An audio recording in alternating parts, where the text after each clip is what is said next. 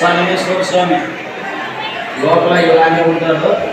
కాకపోతే లోపల కూడా చూపించడానికి ట్రై చేస్తా. సెల్లులు విలువ చేయట్లేదట, సెల్లులు పట్టేస్తున్నారు, మొబైల్ పెట్టేస్తున్నాను అని. ఇప్పుడు దీంట్లో ఈ సంగమేశ్వర స్వామి టెంపుల్లో మొబైల్ని యూజ్ చేయట్లేదు. మొత్తం సంగమేశ్వర స్వామి ఇలాగానే ఉంటాడు. లోన పార్వతి అమ్మవారు లేచి వచ్చినట్టు ఉంటుంది. వీడియోని కర్ణాటక వాళ్ళ భక్తులు ఎక్కువగా ప్రవేశిస్తుంటారు. మన హిందూ మతం కన్నా కర్ణాటక నుండి సంగమేశ్వర స్వామికి వస్తారు. హైదరాబాద్ నుండి 130 కిలోమీటర్లు ఉంటుంది. మీకు ఇప్పుడు చూడండి, సంగమేశ్వర స్వామి శిబిరం దగ్గరికి బాగా చాలా ఫేమస్. వచ్చేవారు ఎవరైనా ఉంటే భక్తాదులు సంగమేశ్వర స్వామి టెంపుల్కి వచ్చి అనుకునే కోరికలు తీరుతాయి. కర్ణాటక భక్తులు ఎక్కడ వస్తుంటారు. సంగారెడ్డి జిల్లా జురాసంగం మండల కేంద్రంలో ఉంది శ్రీ కేతకి సంగమేశ్వర ఆలయం. జిల్లాలోనే ఈ ఆలయం అతిపెద్దది. జహీరాబాద్ పట్టణానికి 15 కిలోమీటర్ల దూరంలో వెలిసిన ఈ ఆలయం భక్తుల కొంగు బంగారంగా నిలుస్తుంది. కోరిన కోరికలు తీర్చే ముక్కంటిగా కేతకి సంగమేశ్వరుడు నిలుస్తున్నాడు. ఎంతో చరిత్ర కలిగిన ఈ ఆలయానికి 2 రకాల పురాణాలు ప్రచారంలో ఉన్నాయి. ఈ ఆలయంలో సాక్షాత్తు బ్రహ్మదేవుడే విగ్రహాన్ని ప్రతిష్ఠించినట్లు స్థల పురాణం చెబుతోంది.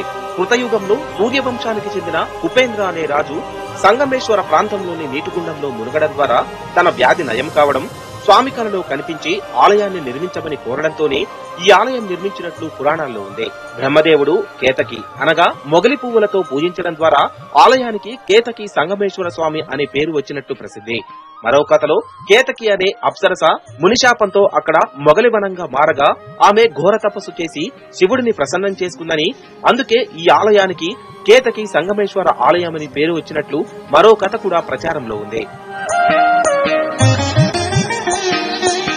శ్రీ కేతకి సంగమేశ్వర స్వామి వారి దివ్యమంగళ లింగ రూపాన్ని దర్శించిన భక్తులు అపూర్వమైన ఆధ్యాత్మిక ఆనందానికి లోనవుతున్నారు.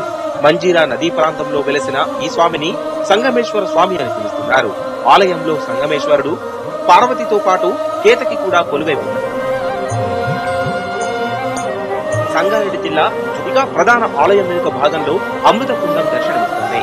కాశీలోని గంగా నది ఉపధార ద్వారా ఈ కుండంలోకి నీరు వస్తుందని భక్తుల విశ్వాసం. ఇందులో స్నానం చేస్తే సకల పాపాలతో పాటు సర్వరోగాలు నయం అవుతాయని భక్తుల ప్రగాఢ నమ్మకం. అందుకే ఈ ప్రాంతాన్ని దక్షిణ కాశీగా కూడా పిలుస్తున్నారు. ఇక ప్రధానం దీంతో పాటు ఆలయంలోని ఓ శివలింగం ప్రత్యేక ఆకర్షణగా నిలుస్తుంది. ఆలయ ప్రాంగణంలోని ఓ చెట్టు కింద ఉన్న శివలింగాన్ని చేతి వేళ్లతో పైకి లేపితే కోరిన కోరిక తీరుతుందని కూడా ప్రజలు నమ్ముతున్నారు. ఈ లింగాన్ని కోరికల లింగం అని కూడా పిలుస్తున్నారు. దీంతో పాటు సబ్స్క్రైబ్ చేసుకోండి. ఇలాంటి వీడియోలు మరి కావాలనుకుంటే గంట సింబల్ నోటిఫికేషన్ వస్తాయి. గంట సింబల్ కొట్టండి, లైక్ కొట్టండి. జై హింద్.